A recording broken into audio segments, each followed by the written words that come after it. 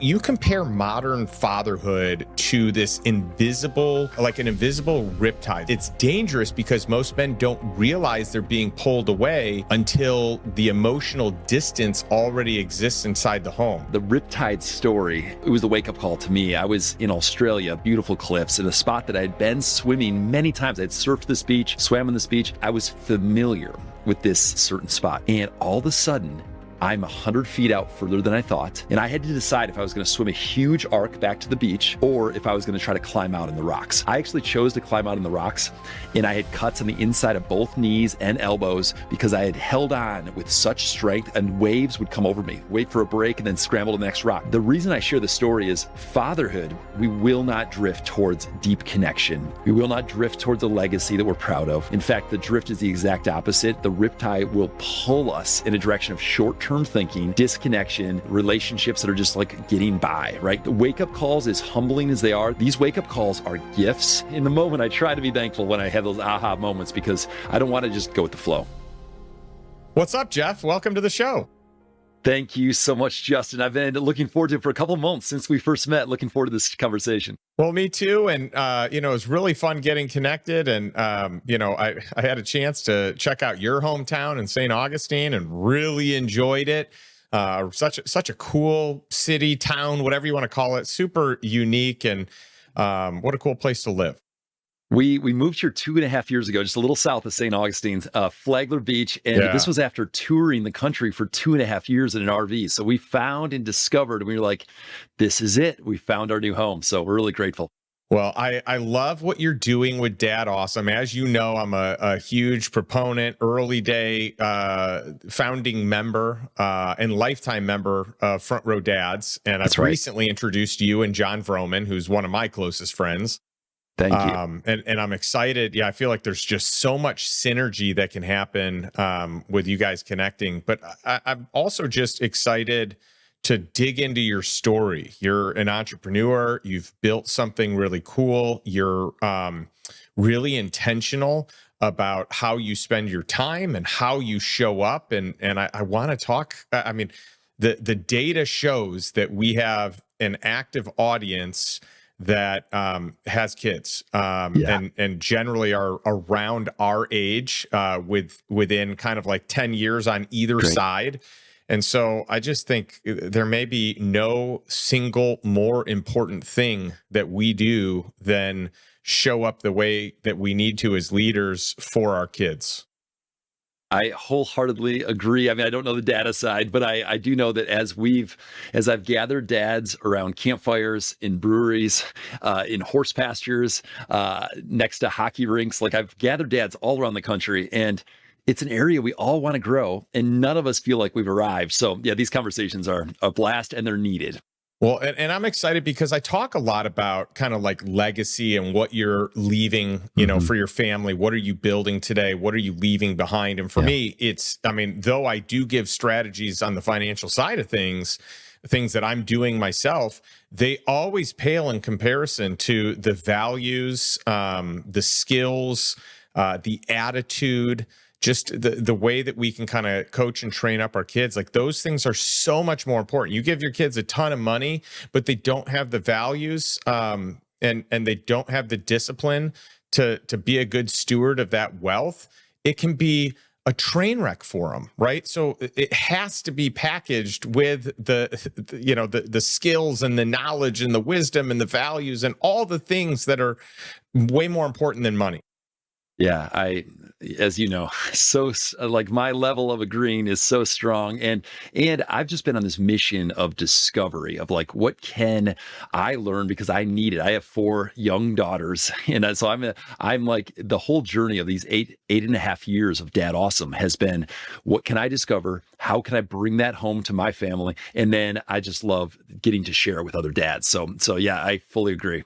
Well, you talk a lot about moving from survival mode to story mode and helping fathers realize that they're not just managing daily chaos, but they're actually shaping the culture and the identity and the trajectory of future generations. So I want to dig into that a little bit. So you mapped out 5 generations and realize that your family could impact 600 descendants in 120 years. I have to imagine that radically changed or shifted the way you were thinking about parenting. And I'd love to hear, like, today, like how did that impact you? Yeah, that exercise, that was common hundreds of years ago, that people just knew, dads knew, grandpas knew that there's a long game at play. But I actually used a spreadsheet, and I put my 4 daughters in there and their ages, and I had a calibration where I could, how many years till maybe they'll get married in their mid 20s, somewhere in there. And then maybe they'll, their older 20s start having kids, and I could calibrate how many, all of them getting married, but how many kids will they have? And that's where I just easy math, the calibration. I have 4 kids. If they each have 4 kids, if they each have 4 kids, again, probably not going to be an easy math, but what it did is it just helped me realize, man, there's great grandkids that I'll never meet.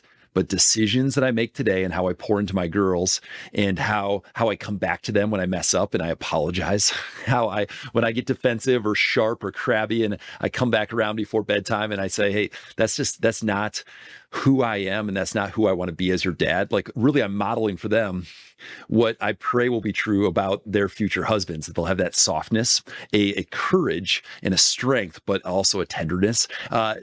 The exercise of the spreadsheet for me is just a look up to the bigger view, realize we're playing a long game. And it's so tempting to grade myself in the short term. And all of us parents, we grade ourselves, and really, like, I give myself really, low marks as a dad. The organization's called DadAwesome. I'll think dad average, maybe dad awful, dad angry. I was dad angry today. It's just all the DA, we play on that. But the heartbeat is, let's have a bigger picture in mind. And one other tactic, by just looking back the past couple months through the photos on my phone, immediate calibration to seeing the bigger arc of the story that my family has been a part of. Just taking 2-3 minutes to thumb through photos. It's amazing how my brain tells myself a much more negative picture than the last 2 months of photos on my phone. Yeah, I like that. I like that, there's, for a lot of us, I would say for many people that kind of have that, type A alpha type of personality, we can be hard on ourselves. And that's true. So I think it's good to have perspective and make sure that we're just not always hard on ourselves. I think you strip a lot of joy away from life when we show up that way. But it's tough, because for a lot of us, like, that's why we've been successful, is that we just didn't go easy on ourselves, and nothing seemed to be good enough until we actually, hit whatever pinnacle achievement we wanted to hit. And then we realized, like, what were we doing all this for? And we were sacrificing even time with family in a way that actually doesn't line up with the values that maybe we have. It's fascinating. And so, like, when I think of entrepreneurs, most of them are great at thinking, well, let me kind of break it into a few categories. Sure. Most entrepreneurs, most, highly compensated W-2s, like people have done well, have moved up. They think super long-term about their business, or about the company they work with and their role. They may think long-term about money and investing. Okay. A lot of them don't, but there's still a lot that do. And then I think most of them think short-term relationally, and they'll let whatever else trump the relationships, even in their, like, primary immediate family. And I'm just curious why you think that happens. And by the way, I'm guilty of that at certain seasons of life. So this is not a judgment. This is me recognizing I've been there. I've lived it. You maybe have too. I just want to help rescue people from it. Yep. The classic, show me your friends and I'll show you your future. It's like the people I meet and the books I read. Isn't that Zig Ziglar's quote? It's the people I meet, and that's the person I'm becoming. So it's not the business plan or the current portfolio or the current trajectory of my career. These do not lead to the person I'm becoming. Okay. The things that we look long-term, it's crazy. The relationships. So I am such a champion, a cheerleader of work to build friendships with the kind of, for me, the kind of men that I want to be more like. So if I'm finding myself surrounded by men who don't value fatherhood, right, that don't treasure their wife and are building to their marriage. I mean, we just chatted about this, Justin. You're spending money every year to grow and develop and step up your marriage. That's right. Every year. Like that is an example of principle. I want to spend more time with you because I can't actually say it's true that every year I've spent money on a conference or a curriculum or a coaching. So that's developing your circle of friends that are going after the things that you pray would be true about yourself. It's so true that we look short-sighted in that area of relationships. I do it with my kids, my wife, and my friends, and even mentors. Like sometimes the mentor relationships, instead of thinking long game, the long time horizon, I'll think, who did I meet with this week? Oh, I didn't have anyone pour into me. Oh no. Like I'll start to criticize myself of my lack of strategic connectedness. And so why is it true? Great question. It is true. So I'm claiming that it is. I know that it's important to calibrate, but maybe here's a hypothesis is I think in the friendship category, the parenting category, and the marriage category, it's all these soft skills that are hard to define a dashboard of success. In these other categories of, did I finish a half Ironman last year? Did I, did the income go from here to here? Did the goal setting? It's just easier to define success. So that makes it a challenge, but that also makes it's worth the work to try to define what are some success metrics in those relational areas, because that'll help us have a longer time horizon. That's right. And by the way, we do have a very strong female audience. And so if you're listening to this, listen from the lens of, what women can help you become better women. But I'll also say from the standpoint of relationships, women are way better at this than men. Like women, as a general rule, they are going to prioritize those relationships. My wife has, she still stays in touch with her elementary and high school friends. They still have regular meetups, her college friends. It's incredible. And it's because she's valued and prioritized those relationships. And so I think there's a lot as men that we can learn from, the significant women and spouses and just strong females in our lives that are highly relational that get this right. That's so good. It's so true. It's true in my family, for sure. So I opened the episode really talking about the power of legacy, but really reimagining what that looks like. And so I do want to talk with you about what the difference in your mind is between leaving money behind for your kids. I've got one daughter, you've got 4 daughters. And then the difference between leaving identity and values and vision and culture and, just alignment to core philosophies and principles of what your family is about or what my family is about. Yeah, we've landed on as a family just 3 simple words that if this is true about my marriage, about my girls, this will carry forward. And there's a multiplication effect to depositing, to planting seeds or depositing, just like money with parenting. And the 3 words are loved, learner, leader. So I am loved is an identity piece of, I know I'm loved. This is who I've received love. I am loved. I don't have to wonder if I am loved. I am loved. And my girls, to hear that repeated over and over from my wife, Michelle, and I, of the unconditional love, not the earning towards love. The learner is a mindset. It's a posture. I know this is something that we really share, Justin, is this humble curiosity. I'm going to be a learner. And then the third one is leader. The rooms I walk into, the rooms my wife, my 4 girls walk into, we change the atmosphere of those rooms. We get to carry something into those rooms that wasn't there before we got there. We lead, we problem solve, we don't blame others, we take ownership. These are just 3 simple words that I pray will be true in my legacy, is that these are 3 things that were true about me that are carried forward beyond the great grandkids, right? That'll never meet me. And the thing that kind of envelops the whole 3 L's, the love, learner, and leader, is I use the phrase, it's wonder. Wonder is it's a posture of possibility. Wonder is I get to be a dad, not I have been assigned, not I have to be a dad. Wonder is just there's a sparkly eyes that come through when I carry wonder. And I get this wrong all the time, but this is bullseye, like is living these 3 L's out and bringing wonder to my family. That carries beyond me in ways I'll never know. And that is much more, that is the legacy that I am shooting for. And can I calculate and say that this year, 2026, that I've put the right things in play? Well, the one-on-ones with my daughters, my dad-daughter dates, the dates with my wife, the calibrating our yearly plan that we've talked about before. Like these are things that lead to that direction. Leadership is service. Leadership is not telling people what to do. It's showing up and serving. So how am I serving? How have my girls seen dad serve others, host others? These are factors that tie in with legacy that hopefully are helpful for your audience. I love it. Well, and I even think about when you talk about summing it up as wonder, like even a childlike wonder. Like I think their wonder, their sparkly eye, it's like yes. You can see it, you can feel it, and I hope to never lose that. Like as an adult, I want that childlike curiosity, wonder, awe. I love that. And I also really enjoyed hearing how simple your values are. 3 words. Yeah. Anyone can do that. Anyone could do that today. Yeah. I always end every episode asking our audience to take a step towards financial freedom or take action from the call. And I feel like this could be a really good one. It's like, what are your 3 words? Or what's your 1 word? Let's just get started.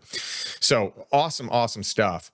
Another topic I really want to dive into, you compare modern fatherhood to this invisible like an invisible riptide. So there's a drifting from the way that fatherhood used to be, to this modern era. And you kind of talk about an invisible riptide, and it's dangerous because most men don't realize they're being pulled away until the emotional distance already exists inside the home. So it's like, I had this experience one time, and it was like the one time in my life I was really out of shape. And it was like my metabolism had stopped. I was post-college, and in college and high school, I never had an issue. I could eat whatever the heck I wanted. I played a lot of sports, and then this was like a few years out of college. And I remember my roommate was like, "Justin, you're getting really chubby." And I was like, "No, I'm not." And he's like, "I don't even think you could like run a mile." Like, he's like, "I don't even think you could run around the block right now." And he's like, you're just working and that's it. And I was like, "Oh man." And so I just remember looking in the mirror and I was like, "What the heck happened? I've always been in shape. Like I'm not in shape. He's right." And then to prove him wrong, I went to go run and I couldn't run around the block without stopping. And it was, and this was a city block, it was one of the bigger city blocks in Chicago. And I was mortified, and I was like, "How did this creep up on me?" Mm-hmm. But I feel like that's exactly what happens with this invisible riptide. We're pulled to entrepreneurship. We're pulled to, maybe it's making money, like these things that we prioritize over the family. We don't see these little shifts away. And I'd love to have you lean into that. Yeah, and just as a backdrop, the Riptide story, because it was the wake-up call to me. I was in Australia. Byron Bay is the most easterly point, this lighthouse, beautiful cliffs, in a spot that I'd been swimming many times. I'd surfed this beach, swam on this beach. I was familiar with this certain spot, and I was swimming there with my mom, and my oldest sister had come to visit me, and I had no surfboard, and I had no life jacket. I was just swimming in an area that almost felt like a lagoon along these rocks, and all of a sudden, I'm 100 feet out further than I thought. And the level of pull that this riptide had grabbed me, and the unknown, because there's cliffs around this corner. This is where the whales pass, and this is a section that's very sketchy and you could get hurt in a hurry. And I had to decide if I was going to swim a huge arc back to the beach or if I was going to try to climb out in the rocks. And that riptide, the moment it completely unseen, it looked like it always was before. I actually chose to climb out in the rocks, and I had cuts on the inside of both knees and elbows because I had held held on with such strength, and waves would come over me. Wave, wave, wave, wait for a break, and then scramble to the next rock, hang on to the next rock.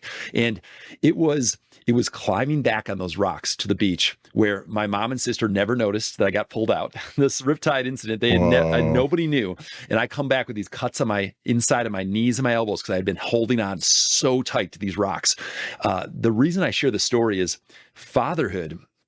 There are wake-up call moments like what you just had, Justin, and I'll expand it to parenting in general. Life in general has these wake-up call moments that require courageous pivots. And for me, the courageous pivot in that moment was hanging on for dear life and getting to high ground, heading to high ground. In fatherhood, it could be a health thing. It could be a moment of realizing friendships.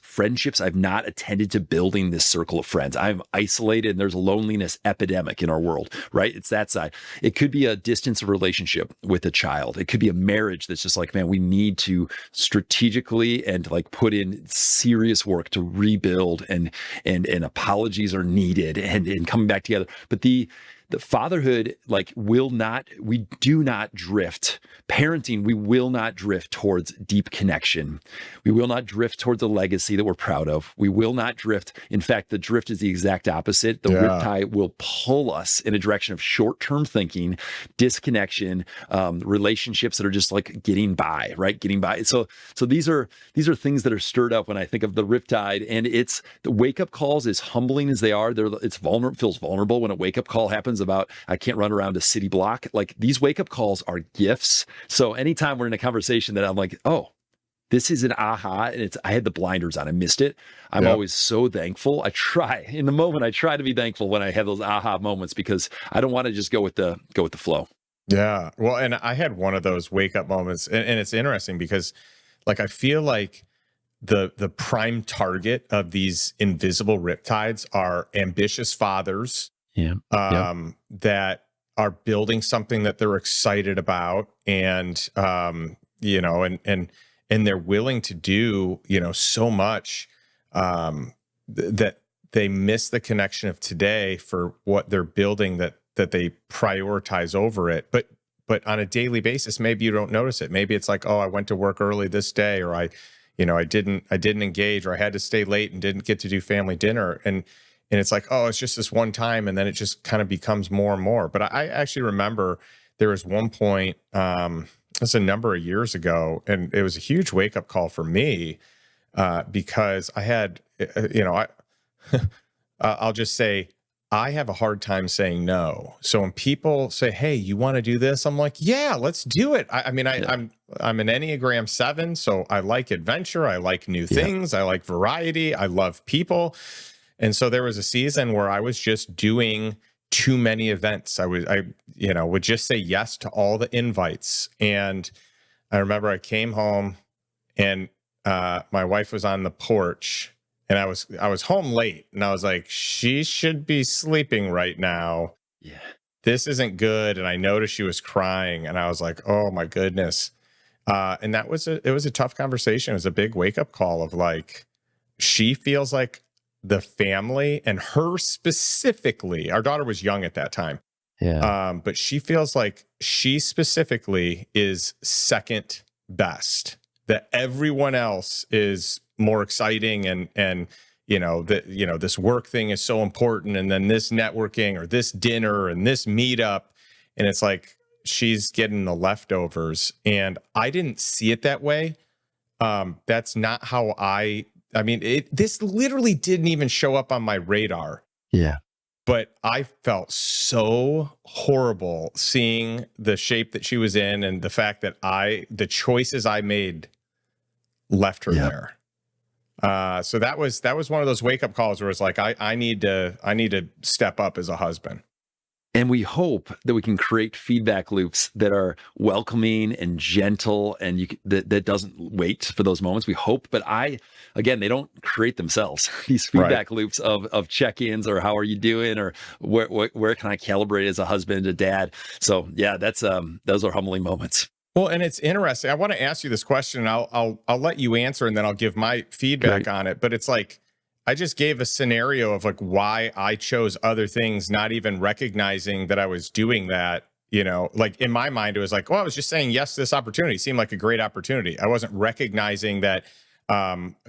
My wife would always say, well, anytime you say yes to something else, you're saying no to us as a family. And I was like, well, okay, I hear that loud and clear. That thought never went through my mind. I'm really glad to have that perspective, because that's not what I'm doing, but ultimately it is what I'm doing. It is. And it took a while. Like at first I was like, no, I was very resistant, but enough time spent, I'm like, no, there's a lot of truth to that. So my question to you is, why do driven men often apply more intentionality to their business than to their marriage and to fatherhood? Yeah. There's a phrase, I'm the only one in the world who can blank. And I'm the only one that can be a father to Kiva, Ruthie, Rhea, Zara. I'm the only one in the world that can be a husband to Michelle. But beyond those two things, like almost everything else, someone else can do that. And I just was chatting with some of my buddies about grace and flexibility and gentleness that I show to absolute strangers. If a stranger stops me at the grocery store and needs this and this and this and takes 15 minutes of my time, and I'm 15 minutes late to our conversation, I'll probably give them that 15 minutes and do it gently and with like, I'll make them feel respected. And then if my wife needs 4 minutes of extra time to make me 4 minutes late, the person I love most in the world, who I've been married to for 20 years here, just in a couple months, we celebrate 20 years. That's awesome. How am I being so edgy and defensive and crabby with those who I love most? And I'm the only one in the world that can serve them, lead them, guide them, care for their hearts. And so I'm saying this, I wrestle with this. I wrestle with this exact thing.